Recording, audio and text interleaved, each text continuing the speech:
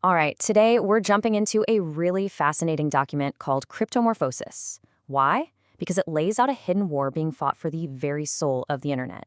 It's a story of surveillance, rebellion, and the tools that could seriously decide the future of our online freedom. Okay, so the source material doesn't waste any time. It hits us with this powerful statement right away. The internet's potential is under constant attack. On one side, you have people who want to control it, and on the other, folks who just want to turn it into one giant surveilled shopping mall. And that is the central conflict we're going to unpack today. So, where is this attack even coming from? Well, according to the document we're looking at, the first major threat comes from the rise of a new, professional, and totally global surveillance industry. And get this is where things get really interesting. Surveillance isn't just for spy agencies anymore. Nope. It's now a full-blown corporate industry. What you're seeing here is a real screenshot from a company that sells intelligence support systems, which is basically a fancy term for lawful hacking tools, to governments all over the world. Yep, the tools to watch you, they're literally for sale. So what are we actually up against? The document breaks it down. We're talking about the obvious stuff, malware and spyware. But it goes deeper. Coordinated efforts with your own internet service provider. It makes you wonder, right? While some big tech companies might tell you when the government asks for your data, what about all the ones that don't? But hey, for every action, there's a reaction. This growing surveillance state didn't just happen in a vacuum. It sparked a digital resistance movement, what the source material calls hacktivism. Now, to really get this movement, we've got to redefine hacking. In this context, it's not about being malicious or destructive. The source sees it as a creative act, almost an art form. It's about finding clever, unintended ways to use technology to do something totally new.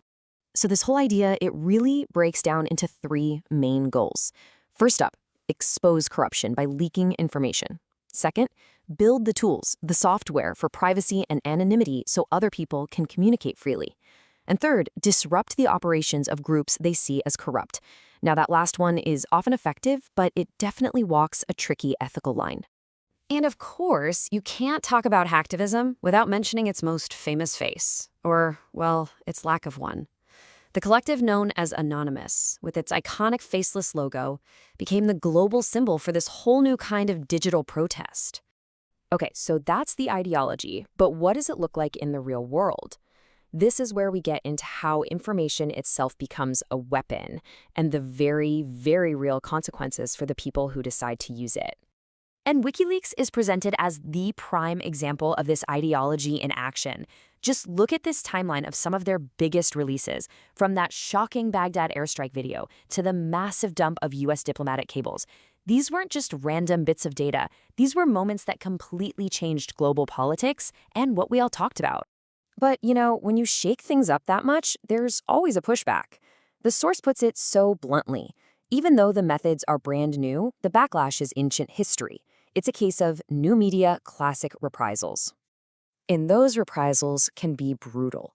The source talks about tactics like arbitrary detention, being financially blacklisted, police raids. This artwork here isn't just for show.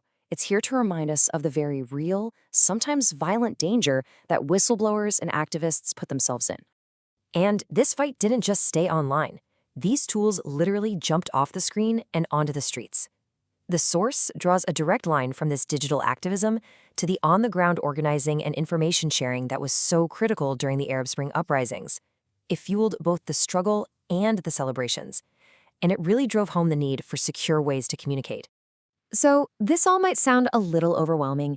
You might be asking, what can I actually do about any of this? Well, this brings us to the practical side. Let's dive into the digital toolkit the source recommends for defending your own privacy. It's not just a list of apps, it's a whole strategy for security. One of the big ideas here is using open source software. See, with commercial software, the code is a secret. It's like a black box. But with open source, the code is public. Anyone can look at it, check it for backdoors or weaknesses. For an activist, that kind of transparency is everything. It's about trust and security. You can actually check that the tool does what it claims to do. Now, the absolute cornerstone of any digital defense is encryption. The best way to think of it is as a secret language for everything you do online. It scrambles your data into unreadable code, and only someone with the right key can unlock it. It's how you hide your information in plain sight, making sure that even if someone intercepts your messages, all they get is a meaningless jumble of characters. Then the source gets super practical, suggesting a whole arsenal of browser extensions, mainly for Firefox. This isn't just a random shopping list. It's about creating layers of defense. For example, a tool like HTTPS Everywhere forces a secure connection, while NoScript stops potentially shady code from even running. Each one of these is like locking a different door or window on your digital house. Now, when it comes to the data you actually keep on your computer, your files, your photos, everything, the document is crystal clear. It states that full disk encryption is the only truly reliable way to protect that data if your computer is ever physically taken. Without your password, the entire hard drive is just gibberish. It's basically a digital vault for your data. So what about protecting yourself while you're actively on the web? That's where a VPN, a virtual private network, comes in. Think of it like a secure, secret tunnel for all your internet traffic. It hides your real location and identity from anyone trying to watch, making sure your online activity can't be easily traced back to you. So what we have here is a kind of digital arms race, right? On one side, you have ever-advancing surveillance tech, and on the other, increasingly sophisticated tools for privacy. Which brings us to the final and maybe most important question. Where is all of this going? And here we are, full circle, back to this ominous image from the very beginning.